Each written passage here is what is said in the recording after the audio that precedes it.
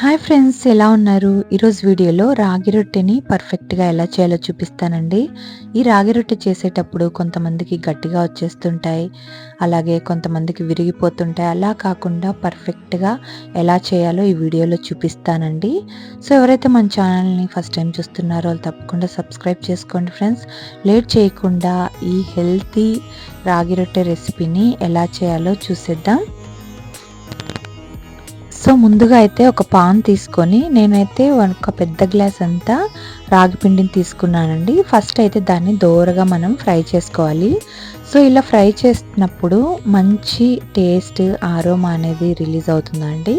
So ఇలా fry చేసుకొని మనం రాగి రొట్టె చేస్తే చాలా బాగుంటుంది. సో ఇలా బాగా ఫ్రై చేసుకోవాలండి. ఫస్ట్ రాగి పిండిని ఇలా బాగా ఫ్రై చేసుకొని స్టవ్ ఆఫ్ చేసుకోవాలి. సో మీరు ఎంత క్వాంటిటీ కావాలో అంత క్వాంటిటీ తీసుకోండి. నేనైతే ఒక గ్లాస్ తీసుకున్నాను. బౌల్లో ట్రాన్స్ఫర్ చేసుకోవాలి. తర్వాత కొద్దిగా ఆయిల్ వేసుకొని అదే పాన్లో ఆనియన్, పచ్చిమిర్చి, అలాగే కొద్దిగా కొత్తిమీర ఉంటే కొత్తిమీర, అలాగే క్యారెట్ తురుమైనా లేదంటే క్యారెట్ చిన్న చిన్న ముక్కలుగా కట్ చేసుకొని అయినా వేసుకొని బాగా ఇలా ఫ్రై చేసుకోవాలండి. ఇందులోకి మీకు కావాలంటే కొంచెం మునగాకు కూడా చిన్న చిన్న కట్ చేసుకొని వేసుకోవచ్చు, అది మీ ఇష్టము.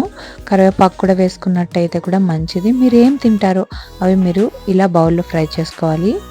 నేను ప్రస్తుతానికైతే ఆనియన్, పచ్చిమిర్చి, క్యారెట్ అనేది ఫ్రై చేసుకుంటున్నాను. మీరు కొత్తిమీర, కరివేపాకును కూడా చిన్న చిన్న కట్ చేసుకొని ఫ్రై చేసుకోవాలంటే చేసుకోవచ్చండి. మునగాకు కూడా కొంచెం వేసుకుంటే కూడా హెల్త్కి చాలా మంచిది. ముఖ్యంగా ఈ రాగి రొట్టెలో మనకి కాల్షియము ఇవన్నీ అదనంగా చిక్కుతాయి కాబట్టి మీరు ఈ రాగి రొట్టెని ప్రతిరోజు తినడం వల్ల హెల్త్కి అయితే చాలా మంచిది. వెయిట్ లాస్ అవ్వాలనుకున్న వాళ్ళు దీన్ని బ్రేక్ఫాస్ట్గా అలాగే నైట్ డిన్నర్గా కూడా తీసుకోవచ్చు. సో ఇప్పుడైతే ఆ ట్రాన్స్ఫర్ చేసిన బౌల్లో మొత్తం ఈ ఆనియన్ ఇవన్నీ ఫ్రై చేసుకున్నాం కదా, అవన్నీ బాగా కలిపేసుకొని కొద్దిగా సాల్ట్ కూడా వేసుకొని వేడి వేడి నీళ్ళు, మరి గోరువెచ్చనివి కాదండి, వేడి వేడి నీళ్ళు వేసుకొని ఇలా మనం పిండిని పిసుక్కుంటేనే మనకి రాగి రొట్టె అనేది పర్ఫెక్ట్గా వస్తుంది. నేను చెప్పిన ఈ చిట్కాని మీరు ఖచ్చితంగా పాటించాలి.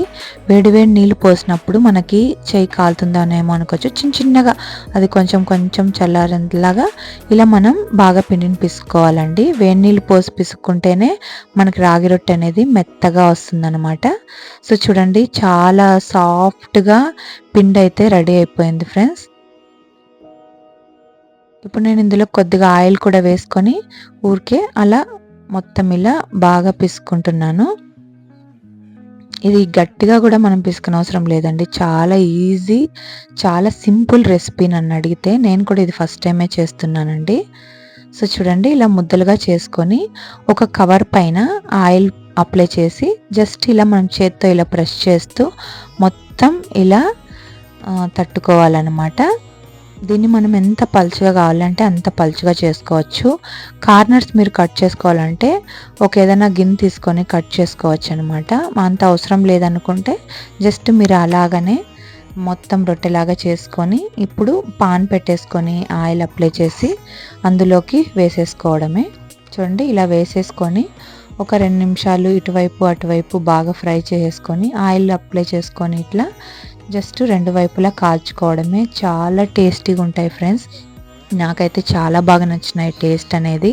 మనం ఫ్రై చేసి చేస్తున్నాం కాబట్టి టేస్ట్ అయితే చాలా బాగుంటుంది. మీరు తప్పకుండా ట్రై చేయండి ఫ్రెండ్స్.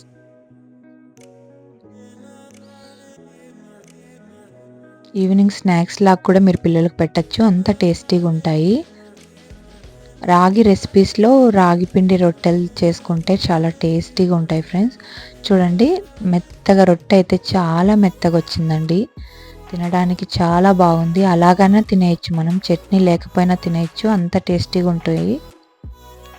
సో ఇంతే ఫ్రెండ్స్, రాగి రొట్టె అనేది రెడీ అయిపోయింది. సో మీకు ఈ వీడియో యూస్ఫుల్ అని అనుకుంటున్నాను. నచ్చితే మాత్రం తప్పకుండా లైక్ చేసి నా ఛానల్ని సబ్స్క్రైబ్ చేయండి. అలాగే మీ ఫ్రెండ్స్ అండ్ ఫ్యామిలీస్కి షేర్ చేయండి ఫ్రెండ్స్. Thanks for watching.